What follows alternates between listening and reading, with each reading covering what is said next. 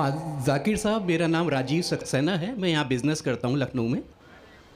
मेरा एक सवाल है कि कुरान मुकम्मल ज़ाब्ता-ए हयात है, ये हम सब मानते हैं, मगर क्या वजह है कि आपने फरमाया कि 130 करोड़ मुस्लिम इस दुनिया में हैं, मगर कोई मुल्क एक भी ऐसा नहीं है जहाँ पे लॉ ऑफ द लैंड शरिया कानून के लिहाज से हो।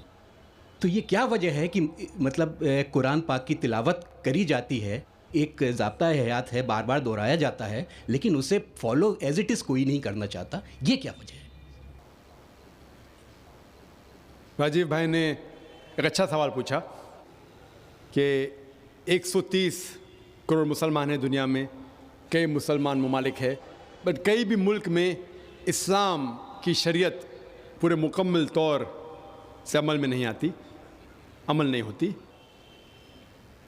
कुछ हद तक मैं आपसे सहमत हूँ कि ठीक 100% पूरी शरीयत मेरे इल्म में कोई भी मुल्क में पूरी 100% से अमल में नहीं आती, लेकिन जो भी मुल्क में जिस शरीयत का हिस्सा उसका अमल जहाँ हो रहा है वहाँ सबसे ज़्यादा आप देखेंगे अमन है, और सबसे ज़्यादा उस शरीयत के मामले में फ़ायदा है। मिसाल के तौर पे सऊदी अरेबिया में क्रिमिनल लॉ फॉलो होता है। जो क्रिमिनल लॉ है, जिसे कहते हैं कि जहाँ तक सज़ा का, कोई भी अगर कोई गलती करता है इस्लामिक शरीयत में सज़ा होती है, वहाँ सबसे ज़्यादा अमन है।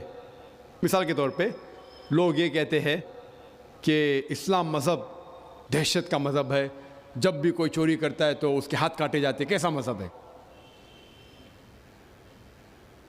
मैं ये कहता हूँ कि बाकी दिगर मज़ाहिब अच्छी बातें कहते हैं, इस्लाम अच्छी बातें कहने के अलावा किस तरीके से उस चीज़ का अमल हो सकता है उसके बारे में जिक्र करता है। मिसाल के तौर पे हर मज़हब कहता है कि चोरी मत करो, हिंदुज़म भी कहता है, क्रिश्चियनिटी भी कहती है, हम देखें तो इस्लाम भी कहता है। लेकिन इस्लाम में ये फ़र्क है कि ये कहने के बाद कि चोरी मत करो, ये तरीका बताता है कि किस तरीके से माशरे में चोरी नहीं हो सकती। इस्लाम कहता है कि हर अमीर इंसान जिसके पास 85 ग्राम सोना से ज़्यादा दौलत है, 7.5 तोला सोना से ज़्यादा दौलत है, उसे हर साल 2.5% ज़कात देना चाहिए। अगर हर अमीर इंसान ज़कात दे तो गुर्बत दुनिया से हट जाएंगी, मिट जाएंगी। कोई भी इंसान कभी भी भूख से नहीं मरेगा। इसके बाद अल्लाह ताला फरमाते सूरह माइदा में सूरह नंबर 5 आयत नंबर 38 में, आयत नंबर 38 में कि कोई भी अगर चोरी करता है, चाहे वो मर्द या औरत हो, चोर या चोरनी हो, सज़ा के तौर पे उसके हाथ काट डालो। लोग बोलेंगे हाथ काटना इस साइंटिफिक एज में, आज की तारीख में एकदम दहशत का मज़हब है। लेकिन हम ये जानते हैं कि आज की तारीख में जो अमेरिका के ऊपर हम देखते हैं, अमेरिका इतना एडवांस मुल्क है, इतना तरक्की करने वाला मुल्क है, आप शायद ये नहीं जानते कि वो एक मुल्क है जहाँ ज़्यादा से ज़्यादा चोरी होती है। जो मुल्क नंबर 1 टॉप रैंकिंग में आते हैं उसमें से एक है अमेरिका, जहाँ ज़्यादा से ज़्यादा चोरी होती है। मैं ये पूछना चाहता हूँ, अगर हम शरीयत लागू करें अमेरिका में कि हर अमीर इंसान 2.5% ज़कात दे, उसके बाद कोई भी चोरी करे हाथ काट देना चाहिए, तो ये चोरी अमेरिका में बढ़ेंगी, वहीं के वहीं रहेंगी या घटेंगी? क्या होंगी? घटेंगी। आप शरीयत लागू करो और फ़ौरन आपको रिजल्ट्स मिलेंगे, नतीजा मिलेगा। हम देखते हैं कि सऊदी अरेबिया जहाँ ये क्रिमिनल लॉ लागू है, वहाँ सबसे कम चोरी होती है। क्यों? क्योंकि इस्लामिक शरीयत है। उसी मुल्क में अगर हम देखते हैं हर मुल्क में लड़कियों को छेड़ा जाता है, लड़कियों का बलात्कार किया जाता है, औरत का बलात्कार किया जाता है। इस्लामिक शरीयत में हिजाब फ़र्ज़ है, औरत हिजाब करे, मर्द अपना हिजाब करे। उसके बाद कोई भी आदमी कोई औरत का बलात्कार करता है, उसके लिए सज़ा है मौत। आप शायद जानते नहीं कि अमेरिका जो देश हम देखते हैं कि सबसे ज़्यादा तरक्की कर रहा है, वहाँ FBI रिपोर्ट के हिसाब से 1990 में हर रोज़ 1756 रेप्स टुक प्लेस, 1756 हर रोज़ बलात्कार होते। आप नई रिपोर्ट पढ़ते 1996 की crime bureau US department of justice, ये रिपोर्ट कहती है कि हर रोज़ 1996 में हर रोज़ 2713 बलात्कार होते, हर रोज़, यानी हर 32 सेकंड में एक बलात्कार होता है, एक ज़िना बिल जब्र होता है अमेरिका में, हर 32 सेकंड में। हम इस मैदान में 2 घंटे से है, जब से हम इस मैदान में हैं 200 से ज़्यादा बलात्कार हो चुके हैं अमेरिका में। मैं ये पूछना चाहता हूँ, अगर हम शरीयत लागू करें अमेरिका में कि ख़वातीन हिजाब करे, मर्द हिजाब करे, उसके बाद अगर कोई बलात्कार आदमी करता है सज़ाए मौत, तो ये बलात्कार की तादाद बढ़ेंगी, वहीं रहेंगी या घटेंगी? घटेंगी। इसीलिए जो ये लॉ लागू किया गया है सऊदी अरेबिया में, सऊदी अरेबिया में सारे दुनिया में सबसे कम बलात्कार होते हैं, क्योंकि ये शरीयत है। तो जो भी शरीयत का हिस्सा जो भी मुल्क में लागू किया गया है, वहाँ आप फौरन इमीडिएट आप नतीजा पाएंगे। ये मैं मानता हूँ कि आज कोई भी देश, मैं ये नहीं कहता हूँ कि सऊदी अरेबिया पूरी शरीयत 100% अमल में ला रही है, मैं ये नहीं कहता हूँ, लेकिन जो भी हिस्सा शरीयत का कोई भी मुल्क अगर उसको लागू करता है अपने मुल्क में, फौरन नतीजा मिलता है।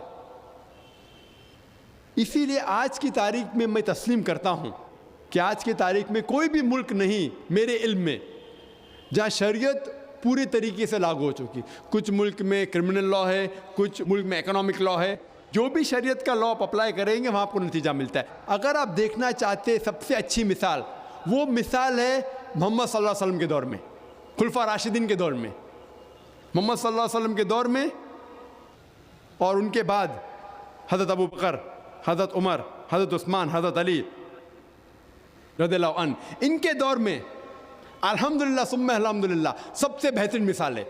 आप देखेंगे तारीख में सारी शरीयत वहाँ लागू की गई थी, और इसीलिए लोग उनके ज़माने में सबसे ज़्यादा खुश थे। उम्मीद है कि जवाब।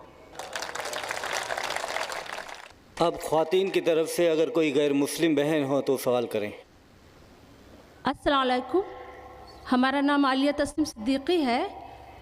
हम जाकिर भाई से सवाल करना चाहते हैं, ये जो WTC पे 2001 में हमला हुआ था, तो इस्लाम की रौ से क्या ये जिहाद सही रास्ते पर था या गलत रास्ते पर? क्योंकि बीइंग अ मदर ऑफ सन जो कि वहाँ पर पढ़ रहा है, मेरा दिल कई बार कांप गया इस हादसे के बारे में सोच के, क्योंकि वहाँ पर उस वक्त काम कर रहे बहुत सारे इंडियन IITians मारे गए, और मेरा बेटा भी एक IITian है और वो भी वहाँ पढ़ रहा है। तो ये एक माँ होने के नाते मैं कांप जाती हूँ। तो मैं जानना चाहती हूँ क्या ये सही था या इस्लाम की रोशनी में इसको वाज़े करें प्लीज़। अस्सलाम वालेकुम। बहन ने सवाल पूछा कि जो 11 सितंबर में 2001 में जो WTC के वो प्लेन जो आके टकराए, क्या ये जिहाद इस्लाम के नज़र में सही था?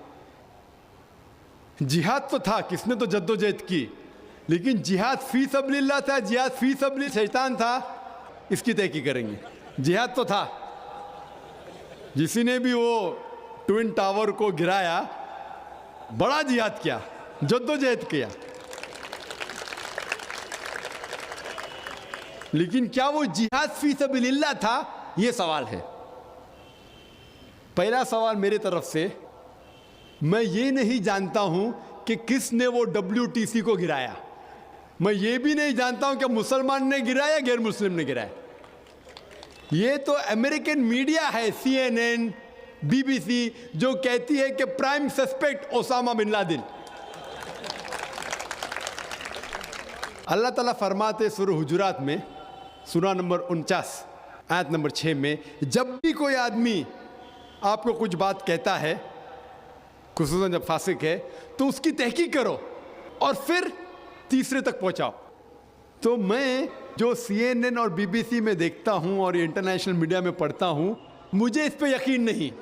अगर आप इस CNN और BBC पे यकीन करेंगे तो मानने पड़ेगा कि मुसलमान ने किए। आप मुझे पूछते कि ये हादसा जो हुआ वो सही या गलत है, इसमें कोई दो राय नहीं कि जो हादसा हुआ वो बिल्कुल गलत है। कोई भी मुसलमान ये नहीं कह सकता है कि वो हादसा सही था, क्योंकि अल्लाह ताला फरमाते हैं سورہ مائدہ میں سورہ نمبر 5 آیت نمبر 32 میں اگر کوئی بھی انسان کوئی دوسرے انسان کا قتل کرتا ہے، کوئی بھی انسان اگر کوئی دوسرے انسان کا قتل کرتا ہے، چاہے وہ مسلم ہو یا غیر مسلم ہو، سوا قتل کے بدلے میں قتل یا اس زمین پہ فساد پھیلانے کے لیے، اس دو وجہ کے علاوہ کوئی بھی انسان دوسرے انسان کا قتل کرتا ہے، وہ ایسا ہے کہ سارے انسانیت کا قتل کیا. اور کوئی بھی شخص اگر کوئی بھی انسان کو بچاتا ہے، وہ ایسا ہے کہ سارے انسانیت کو بچاتا ہے. تو کوئی بھی انسان کا قتل کرنا قرآن کے حساب سے حرام ہے، صرف دو وجہ سے جائز ہے. اگر قتل کے بدلے قتل یا وہ انسان اس دنیا میں فساد پھیلا رہا ہے.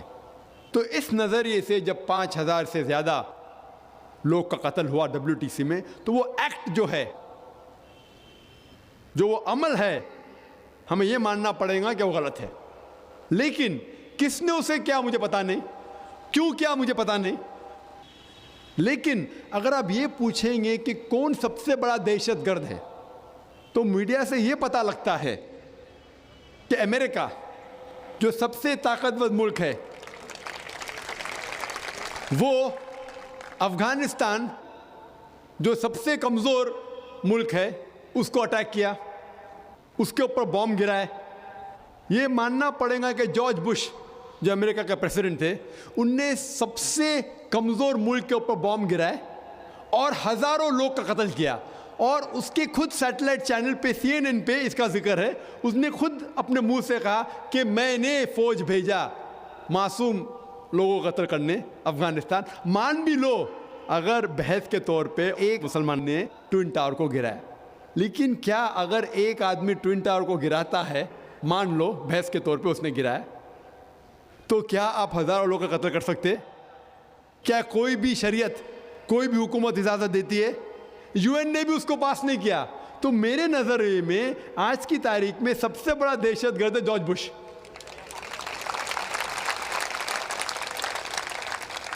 ہم دیکھتے ہیں کہ عراق کے اندر اس نے کہا کہ weapons of mass destruction, weapons of mass destruction. میں صدام کا دوست نہیں ہوں، ہم جانتے ہیں کہ صدام اچھا مسلمان نہیں ہے، لیکن جو جارج بش نے عراق پہ حملہ کیا، بم گرائے، ہزاروں لوگ کا قتل کیا، ہمیں ماننا پڑے گا بالکل غلط ہے. اس کے ثبوت کی ضرورت ہے، خود ہی فوج بھیجی، ایروپلین بھیجے. تو اس سے ظاہر ہوتا ہے کہ ایسے ثبوت ملنے کے بعد کوئی دو رائے نہیں کہ آج کی تاریخ میں جو سب سے بڑا دہشت گرد ہے وہ جارج بش.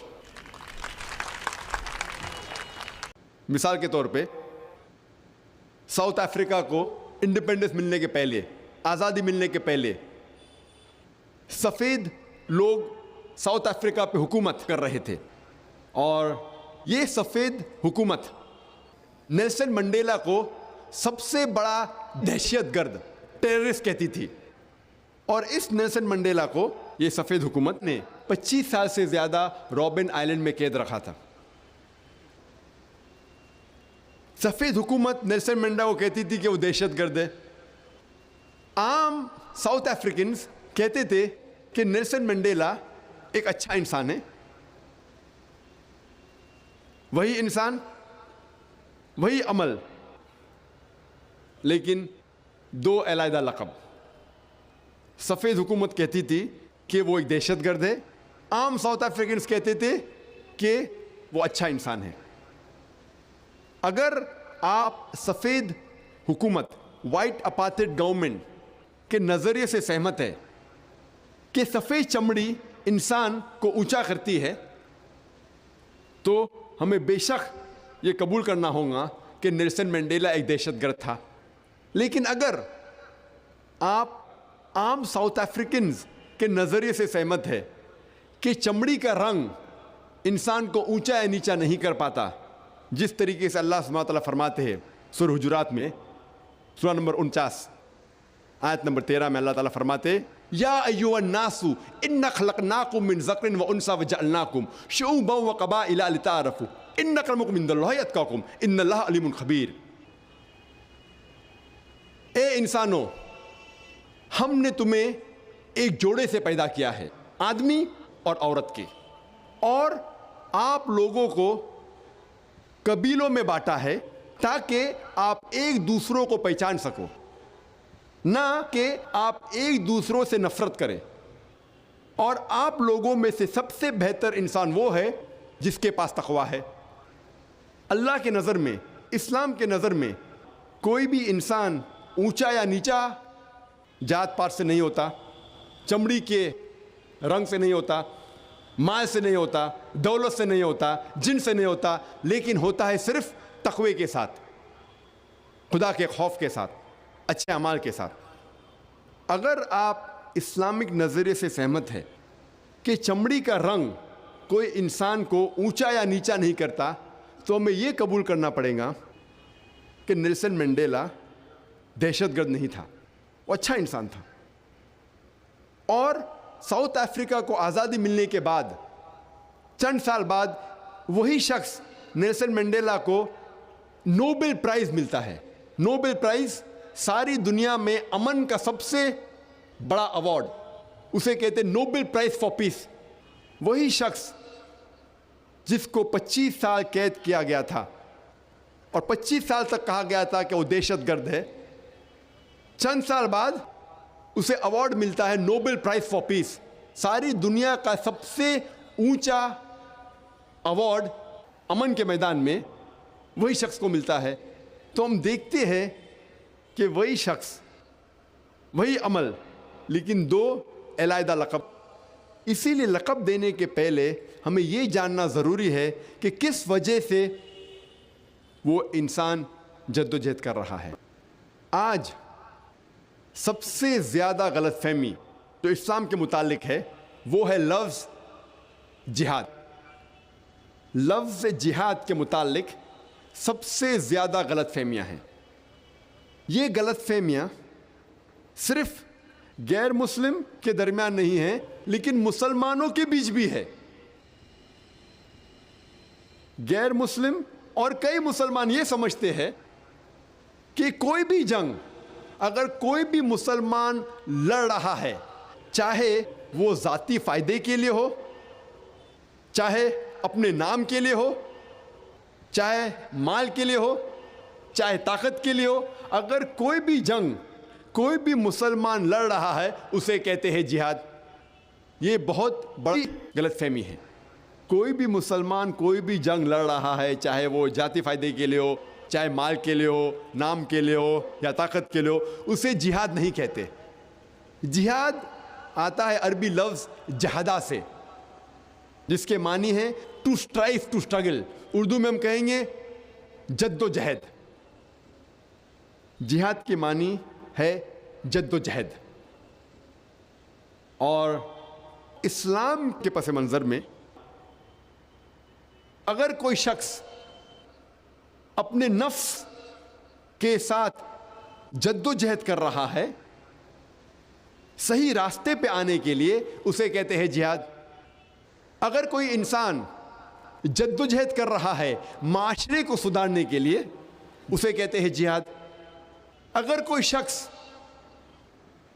جنگ کے میدان میں اپنے آپ کو بچانے کے لیے جد و جہد کر رہا ہے، اسے کہتے ہیں جہاد۔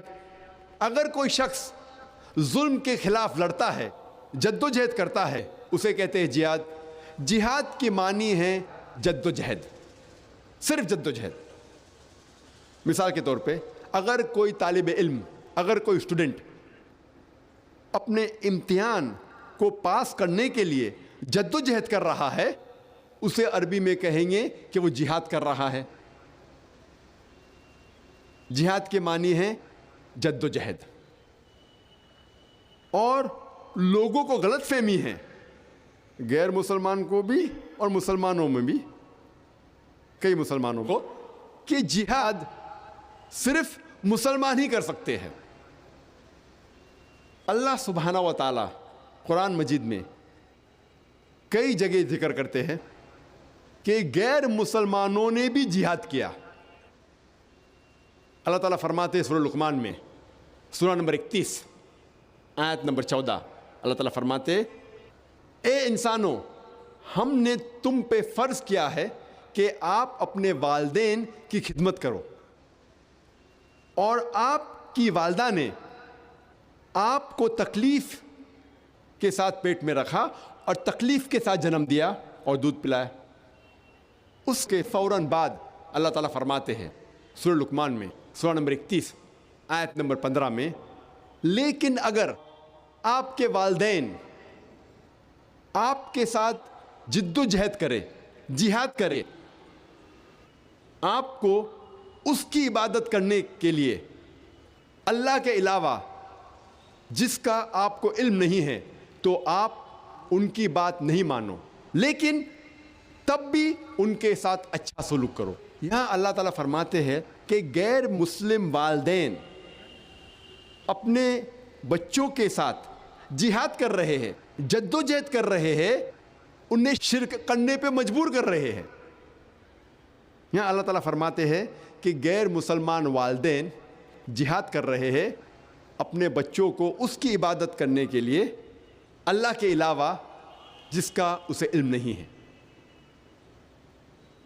یہی چیز اللہ تعالیٰ دہراتے ہیں سورہ عنکبوت میں سورہ نمبر 29 آیت نمبر 8 میں کہ اللہ سبحانہ و تعالیٰ نے سارے انسانوں پر فرض کرایا ہے کہ وہ اپنے والدین کی اچھی دیکھ بھال کرے، اچھا برتاؤ کرے، لیکن اگر ان کے والدین جہاد کرے، جد و جہد کرے اپنے بچوں کے ساتھ اس کی عبادت کرنے کے لیے اللہ سبحانہ و تعالیٰ کے علاوہ جس کا انہیں علم نہیں ہے، تب آپ ان کی بات نہیں مانو، لیکن تب بھی ان کے ساتھ اچھا سلوک کرو۔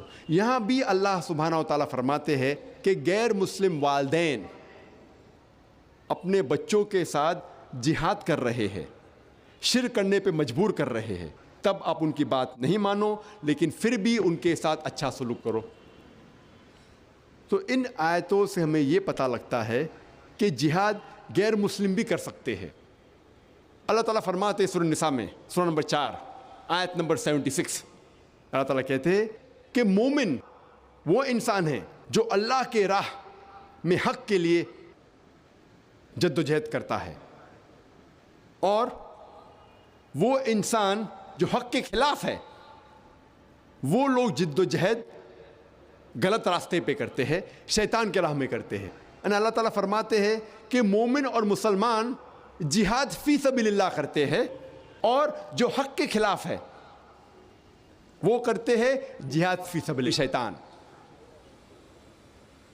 یعنی جد و جہد کر رہے ہیں شیطان کے راہ میں۔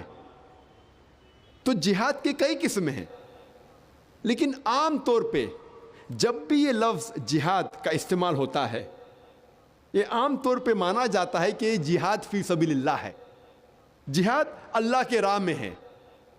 اگر خصوصاً کوئی چیز کا ذکر ہے اللہ کے خلاف تو پتہ لگتا ہے کہ اللہ کے راہ میں جہاد نہیں ہے، لیکن عام طور پہ جب بھی یہ لفظ جہاد کا استعمال ہوتا ہے اسلام کے پس منظر میں،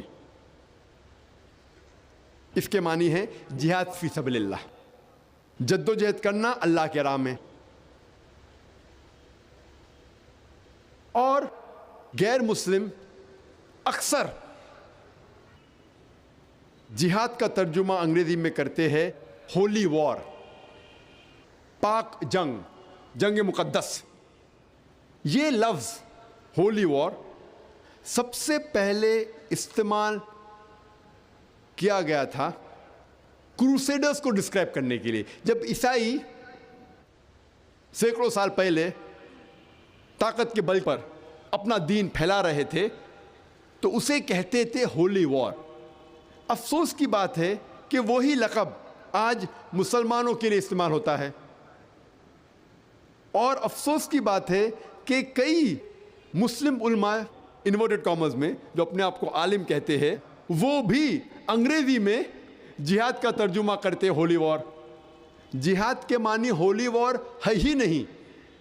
ہولی وار کا ترجمہ عربی میں ہوتا ہے حرب مقدسہ، اور اگر آپ قرآن مجید پڑھیں گے، قرآن مجید یا کوئی بھی صحیح حدیث میں یہ عربی لفظ حرب مقدسہ موجود ہی نہیں ہے۔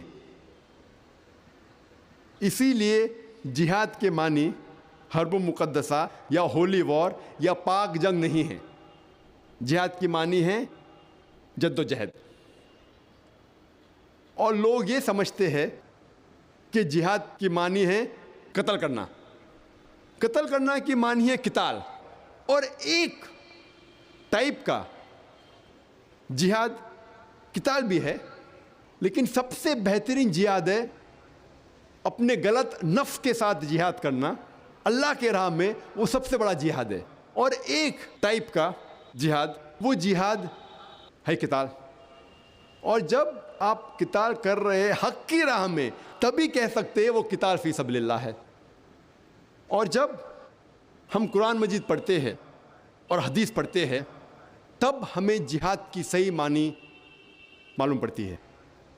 अल्लाह ताला कुरान मजीद में फरमाते हैं सूरह हज में, सूरह नंबर 22 आयत नंबर 78 में अल्लाह ताला फरमाते हैं कि जिहाद करो जिस तरीके से आपको जिहाद करना चाहिए, डिसिप्लिन के साथ और सही तरीके से। और अल्लाह सुब्हाना व तआला ने आपको चुना है और आपके लिए दीन में मुश्किलात नहीं डाली।